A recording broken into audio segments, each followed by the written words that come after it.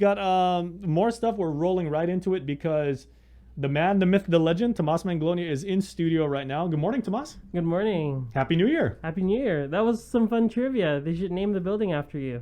I don't know why they wouldn't. I was about to say. And, make it like a computer science hub or something. The Jason Salas building. Yeah, Jason Salas used to shower underneath this this water spigot. So what year was that, Jason? My family, we first came back in because my parents met in grad school out in Connecticut, and then they had me in '74. We came back in '78, so I want to say that was around like '79. So I actually, and if you guys know that part of UOG, I lived in Dean Circle, wow. And when I went to UOG, I mean they've reconfigured what agency or what school, what program occupies, which building over the years. But yeah. When I was at UOG from 92 to 96, like I said, the house I used to live in was where the ROTC office was. And then the rappelling tower is right in front of it. And what used to be like, my backyard where my mom would hang like the laundry and everything like that, which was so crazy because just total like poetic justice, because I was thinking at one point I was like, do I go to UOG? Do I enlist in the military? Do I enlist in the military? Do I go to UOG? Yeah. That's pretty cool. Wow. Yeah, so completely useless trivia. I mean, this means absolute zilch to like everybody else out there listening. Well, now we'll know it as the building that Jason used to live in. Yeah, it's a funny story. I put that on my LinkedIn profile, by the way. Okay. I will take a pic and tag you. Yeah. Yeah, but I mean, there's a lot going on and everything like that. You basically did not stop working over the weekend because it's just unbelievably tragedy that has befallen our brothers and sisters up in the Marianas to start 2022. Yes. Over the weekend, and 4 deaths now in 2022 for Saipan with regards to COVID-19. The CNMI hospital and public health officials will be holding a press conference at 2 p.m. We'll be sure to bring you the latest on prime time. Did want to provide you the latest numbers, though. Last night, reporting just 10 new cases out of 67 tests done on the first entering 2022. As of the new year, there have been 2,332 recoveries, 663 active cases, and 11 deaths as of October 28, and that's the marker that we're using for the CNMI's first surge. As of yesterday, there were 15 individuals hospitalized as a result of COVID-19, and the breakdown they provide for that is 7 unvaccinated, 8 vaccinated, 3 on a ventilator, and 4 discharged. They also note that since October 28, there have been 3,006 new cases, and so the total number that you see every night on our reports, that's just since October 28. Of which 1,489 identified through contact tracing, 1,447 through community testing, and 7 via travel testing. And so, Jace, that's the latest with COVID-19 and the CNMI. And on tonight's episode of Pacific Matters, we're actually taking you back all the way to March 2020 and bringing you through the way back to last year. 2 years ago, right? I guess now.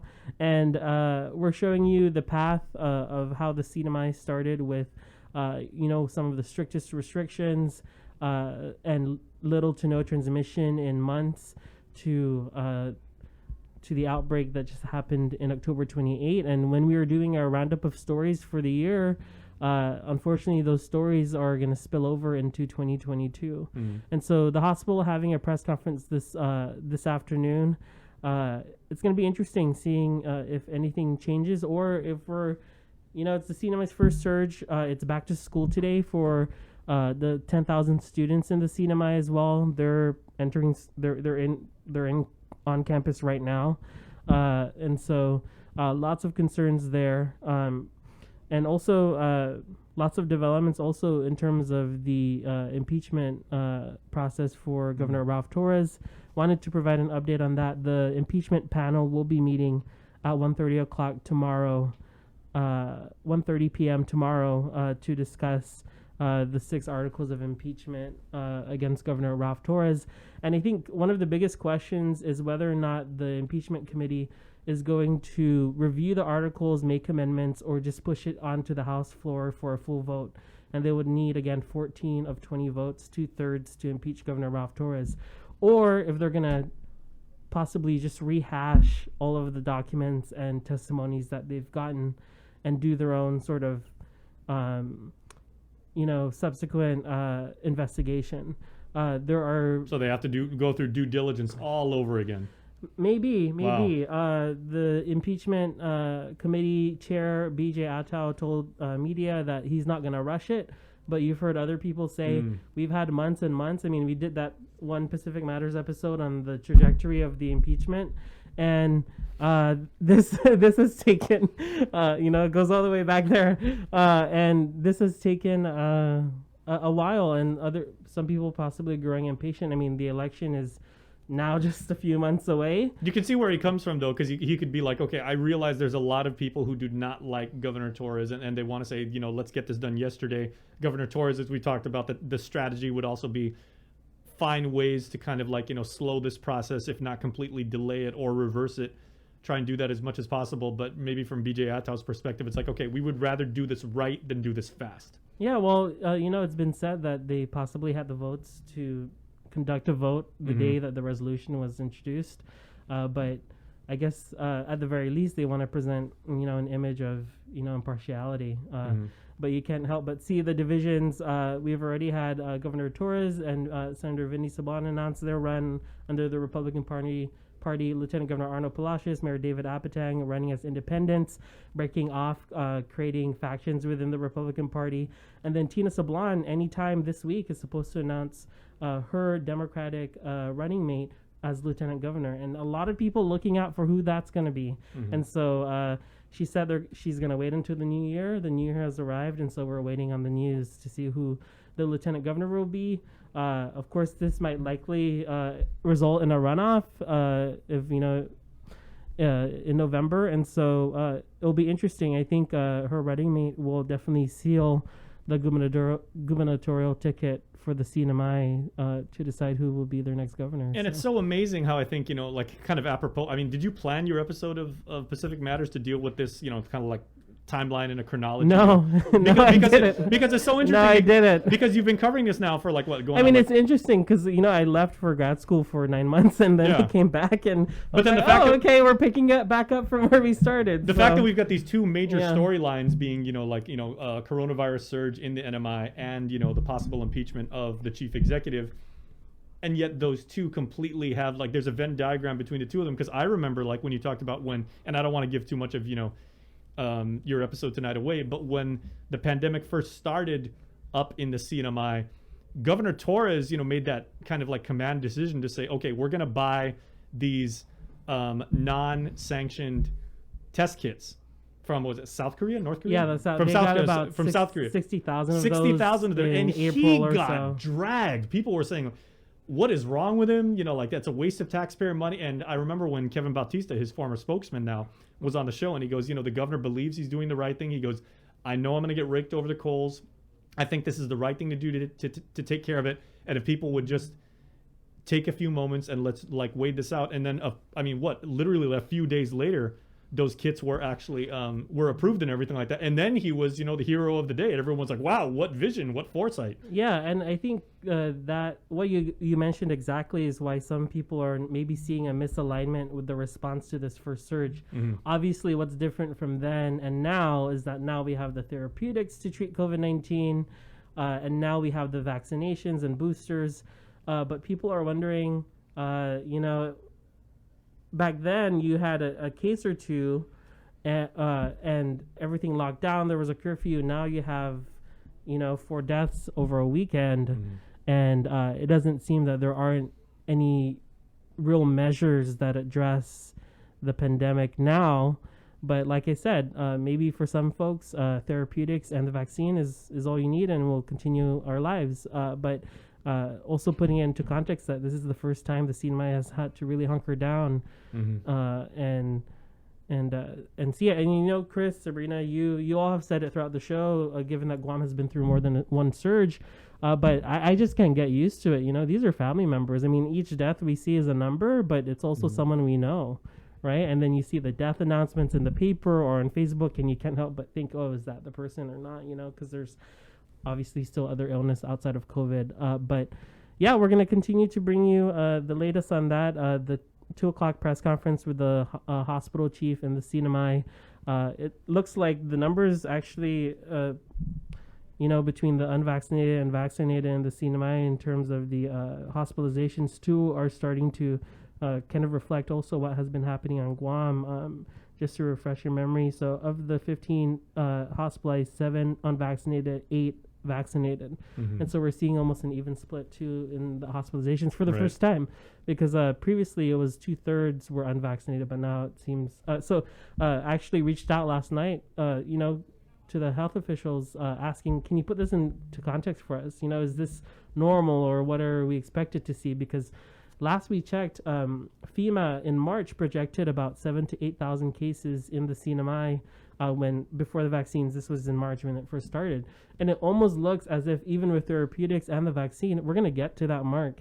And also, unfortunately, with the potential driving force of Omicron, which, as we know, takes months to know whether or not we have it here. And so the first surge compounded by all of these issues is just, it's going to be a difficult next few weeks, definitely, for the CNMI. Well, and obviously, there is no easy way to transition away from news, like with as much gravity as that, and when it's so much human emotion, and especially the loss of life. But but we'll move on in this show, like as best we can, and with respect, because I want to shift gears and everything and talk about this this absolutely amazing story that you told over the weekend about twin sisters from Tinian, and both of them got into Harvard of all places. Yes, and the one thing that I didn't realize when I was anchoring the show and everything, I was like, oh, congratulations, girls!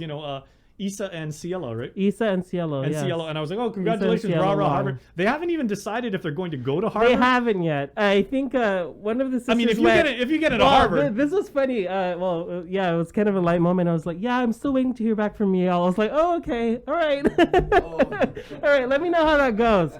And so, well, if Yale needs any endorsement, like someone originally from the CNMI, Dr. Felix Cabrera, yes, of course, is from Saipan originally, and he is a Yalie. Yeah, their brother just started, I think, his sophomore year now, or entering his freshman year at Stanford. But I want to focus on the twins. You just had to throw Stanford out there, didn't you? Well, just because they're siblings, they're just amazing, and I love it. I wear my Rotor Pride on my face all day. And I can't help but also just root for my brothers and sisters in Tinian, and I just what an amazing thing, and their family's heavily involved in Tinian, and they're both musicians. They might be on a local music mashup in the next episode. Yeah, they were singing. You get a sneak peek of their song in the story about the pandemic. But just what a wonderful story, and like you said, in all of this grim news. These gems, you just can't help but rewatch and learn more about. Well, so. Let's go cue up that story. It's in the folder. Yeah. So this is Tomas's story again about these twin sisters finding, and what exactly were they looking at when they just they're looking lost at their mind? The Harvard admissions they portal. opened an email. Yeah, and I told them, I said, so what would have happened if one of you didn't get in? Because, obviously you're going to celebrate. And, obviously they both got in. Yeah, that's but crazy. But they said, as you'll see in the story, they really do have genuine love for each other. Twins attached, by the hip. And they wrote about each other in their college essays too. And so, but also they're so distinct in what they want to do with their lives and just their mission, and they both make the commitment to come home after. All right, so here is Tomas's story about these truly amazing young women, twin sisters, and possibly if they decide, women of Harvard. Give me a moment, give me a moment. No, I need a minute to take in all that's different. Give me a moment, give me. Isa and Cielo Long are having their moment. 5, go, 4, 3, 2, 1. Don't forget to comment down below.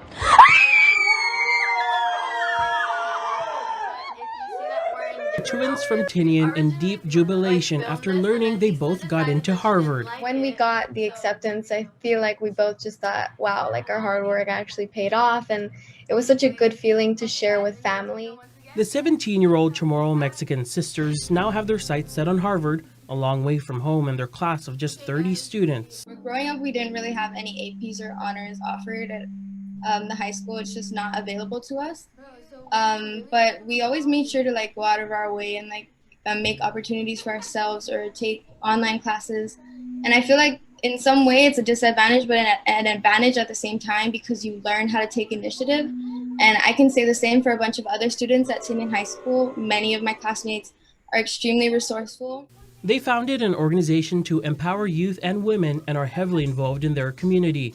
They wrote about it in their early action application to college. Kind of created a narrative for myself that expressed how much my home meant to me and how much I wanted to see it improve, and our community, economy, all of that. I just wanted to make Tinian and the rest of the CNMI a better place. They also wrote about each other, sharing in many of their accomplishments growing up. Especially with our interviews for the university, it was when we mentioned each other and our relationship and the things we were involved in, it was always like, oh, so one's creative, one's analytical, so yeah, you guys kind of balance each other out. Issa is interested in business and marketing, and Cielo wants to be a lawyer. They still have a few months to decide where to go and are waiting to hear back from other schools, but they're soaking it in, and they're committed to coming back to give back. They want other island kids to know. This is probably going to sound like really cliche, but I feel like to just understand that these things are possible. And those possibilities are endless as they sing in their song about pushing through the pandemic. I know we gotta keep going forward. We just gotta hold on tight. Zeus, Azul, Daham. Tomas Manglona for KUM News. Wow. Okay, so two most Doesn't that amazing. just make you smile? It makes me No, smile it makes me hearing cry. them talk. Yeah. The two most amazing things about that are one, to be not just to be siblings, but to be twin sisters and both get into any college. You know, to get into the same Right, school and say yeah. we have the opportunity to go away to literally halfway across the world and pursue our studies together. I mean, I'm sure they're immensely close. They are, and huge. If it's funny because growing up, I watched them on YouTube. If you go on their YouTube page, Issa and Cielo, they have songs from they're like middle school or They do some cool covers as too. well. Yes, and so when I first met them, I said, "Oh my gosh, I kind of watched you on YouTube, but didn't really get a chance to meet you until now," and. Just a great people, and I think one of the biggest things I got away from that story is that they said that just like any of their classmates on Tinian, that while they might not have all the resources like other schools do, it makes them resourceful, it makes them take initiative, and I just love that because that's definitely the attitude that you have growing up in Tinian or Rhoda. Now, my second observation about that, and this is probably the most prescient, right? How was it for yourself, like as a native of Rhoda, but more importantly, as a graduate of Stanford, to actually endorse people from Harvard? Well, this was all about them. Them's fighting words. This was all about them, yeah, I mean, no matter, like you said, no matter where it was, they got into another school or that wasn't an Ivy League, the story would still remain the same. What other schools have they applied to? Do you know? Not sure, but this was an early action application, which means you apply early and you hear early, and so this is why they heard before the new year. But I would love to get them. They're 1 for 1 so far.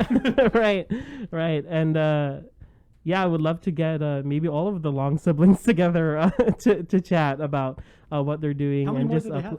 I just think it's their brother too. So now all of the kids will be college bound, and so yeah, what a great story to end Wonderful the story. new year, start the new year, and just hear more. And actually, tonight also we're working on a story. Mayor Aldan, who's the mayor of Tinian and Aguigan, delivered a State of the Island address over the weekend, and so we're going to bring you that story too, because All right. especially when it comes to the military, lots of things happening in Tinian. So we're going to bring you more of our coverage across the region. Sorry, final thought. I just realized this right now. How should they decide to go to Harvard? Right? They're gonna be in Boston.